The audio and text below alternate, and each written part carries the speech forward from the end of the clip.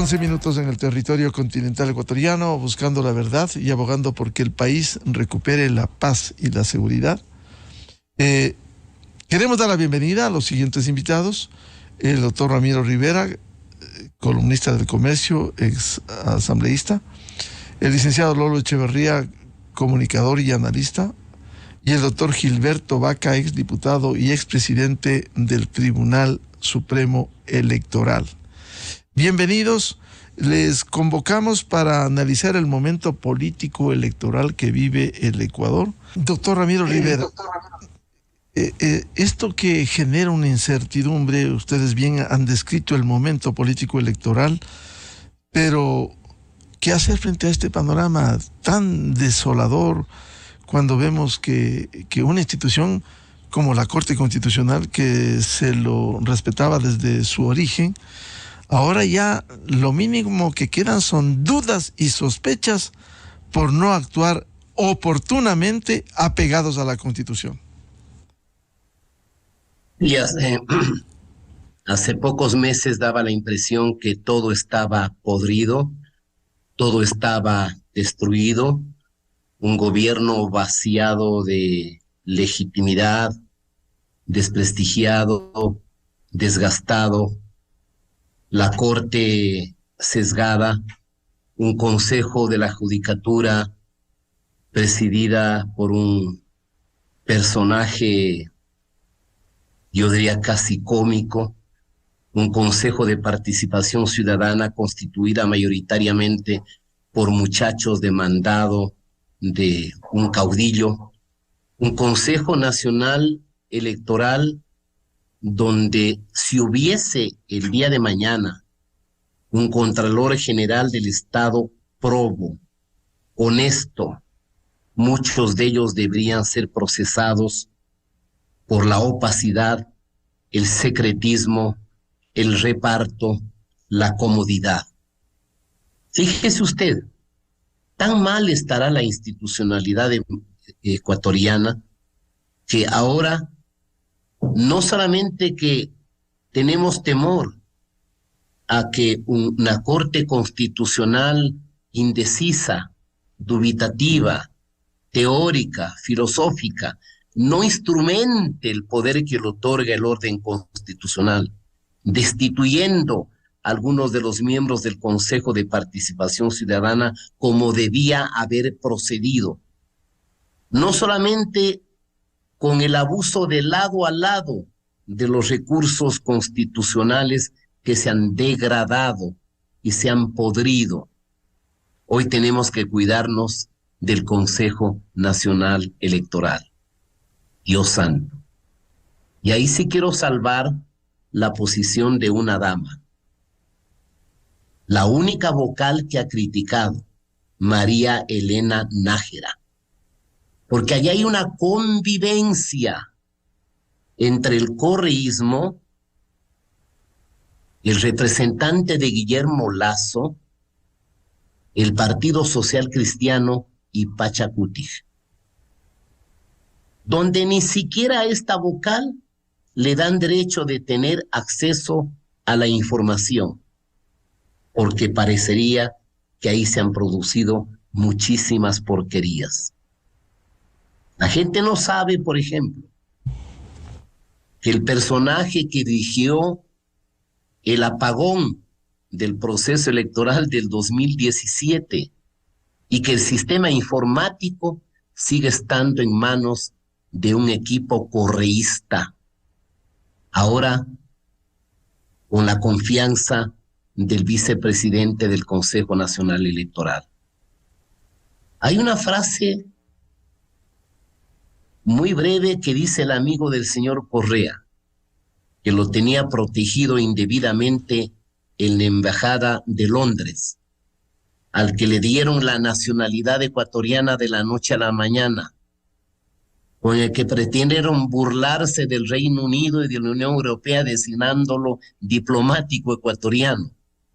Él decía que con los sistemas informáticos solamente hace falta un clic para distorsionar los resultados electorales. Yo invitaría entonces a que todos los ecuatorianos pongan sus ojos y sus oídos a los organismos internacionales, a las vedurías internacionales, no a las vedurías amarradas al caudillo y a los intereses del Grupo del Ecuador, a que le pongan ojo al proceso electoral. Menos mal, la diferencia entre Daniel Noboa y la señora González es alrededor de 8 puntos a favor del primer candidato. Menos mal. Pero todavía si falta un 12 a 15% de indecisos y hay un 8 o un 9% tentados por el voto nulo, yo sé que la opción del voto nulo es una opción democrática. Que el no decidir también es una forma de expresar la voluntad de no decidir. Pero yo haría un llamado a los ecuatorianos, sobre todo al segmento de los jóvenes de 35 años hacia abajo, que no están involucrados en esta vieja dialéctica de confrontación entre el correísmo y el no correísmo, que tienen expectativas de vivir en un país vivible y que no estén soñando como ahora añoran en fugarse del Ecuador porque no ven en el Ecuador un futuro para sus familias que están naciendo y creciendo. Pedirles que tomen la decisión, que voten, porque la disyuntiva a la que nos enfrentamos es inequívocamente clara. O escogemos con todas las debilidades que puedan existir un modelo de democracia plural, de poder distribuido y controlado, de límites al poder, de no abuso del derecho, de la lucha contra la corrupción y de enfrentar a las bandas transnacionales del gran tráfico de estupefacientes que tiene sus amistades con determinado sector político en la contienda electoral, para rehacer en algo lo poco que queda de la democracia. El votar nulo es votar este momento en contra de la República y eventualmente en darle ventaja a los enemigos de la República. Porque frente a un planteamiento de una democracia plural, diversa, en la que los conflictos deben ser normales, pero procesados por los caminos de la institucionalidad, que permitan el fortalecimiento de instituciones claves, como ha dicho Lolo Echeverría, que son los partidos políticos, que con buenos partidos políticos tendremos mejor representación y no la representación tan empobrecida como hemos tenido en los últimos periodos legislativos. La otra opción es la hegemonía total y absoluta del autoritarismo. Fíjese usted que el caudillo fugitivo del derecho tiene en sus manos una buena parte de la justicia. Tiene el Consejo de la Judicatura. Tiene el Consejo Nacional Electoral. Tiene ese asco de institución que se denomina Consejo de Participación Ciudadana y Control Social a sus rodillas, a su incondicionalidad. ¿Y qué es lo que quiere ahora? Un contralor. Un contralor a la medida del señor Pollitt. Un contralor que esconda la corrupción, que la coneste, que sea cómplice, que la entierre. Por eso no admiten que un profesional que no viene dependiendo del caudillo y que saca la mejor calificación, se han producido y se han acaecido los hechos que estamos examinando. Es porque para ellos la democracia es la hegemonía. Y la hegemonía es una de las ideas centrales de las nuevas versiones de los populismos autoritarios que antes eran representados por el vetusto y viejo marxismo-leninismo. Es la idea inspirada en este famoso comunista italiano Antonio Gramsci, que habla de que la única posibilidad para imponer el socialismo es controlar todo. Es más, hasta controlar el sentido y el significado del lenguaje y de las palabras, para que el sentido de las expresiones y de las reflexiones respondan a la lógica del poder hegemónico. Nos acercamos a un día clave y vuelvo a reiterarlo. Apostemos por el futuro. Apostemos por alguien que, a pesar que es joven, un hombre formado en grandes universidades, al menos da muestras de tolerancia, de serenidad, de responsabilidad, de apego a la democracia, versus una candidata que lo primero que promete es cogerse el dinero de los depositantes, de las cooperativas, de los organismos seccionales, que es el fondo, diríamos, de no disponible que tiene el Ecuador para repetir una vez más un nuevo capítulo de la década de oscurantismo que ya vivió el Ecuador. No nos dejemos engañar por el disfraz de quien se coloca lentes de alta tecnología, donde al parecer recibe instrucciones de audio, se saca los lentes con aires de intelectualidad, cuando simplemente es una emisaria de un caudillo que quiere volver a gobernar con el rencor, con la venganza y con el resentimiento. La disyuntiva a la que nos enfrentamos es esa. O salvamos la democracia y la vamos regenerando, reinstitucionalizando y mejorando. ¿Ya para quién? Para los hijos, para los nietos, para el futuro. Porque otros estamos ya de salida en la fase de la existencia. Pero nos preocupa, nos conmueve la situación del Ecuador.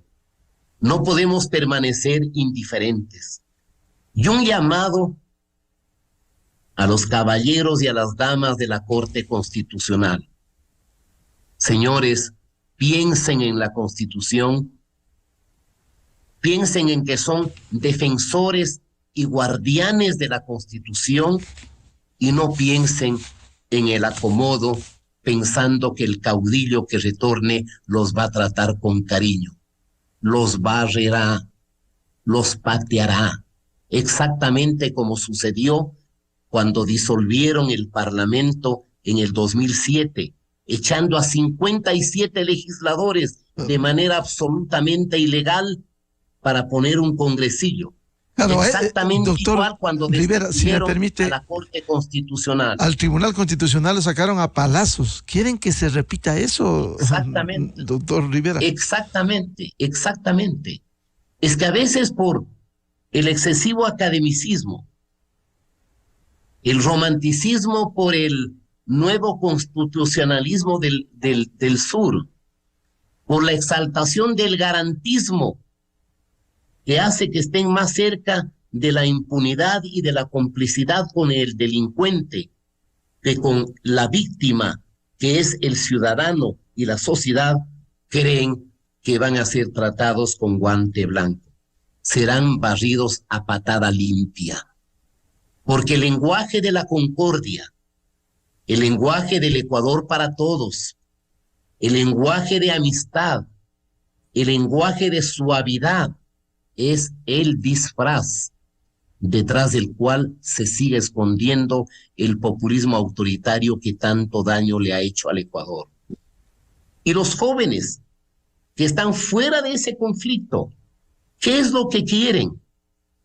Quieren un Ecuador vivible, quieren libertad, quieren posibilidad de que no se les estorbe en sus proyectos de emprendimiento y de sobrevivencia.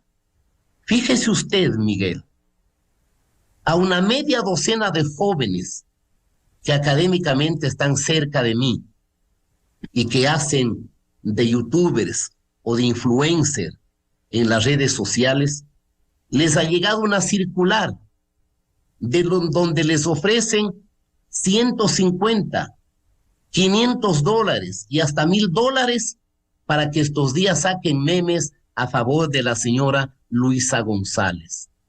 Y ya lo denunció también Radio Democracia.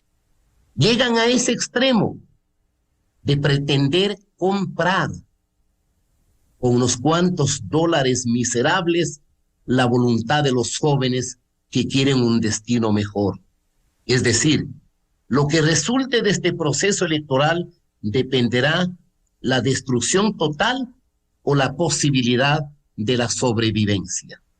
Ya no solo de la dolarización, sino del ordenamiento democrático.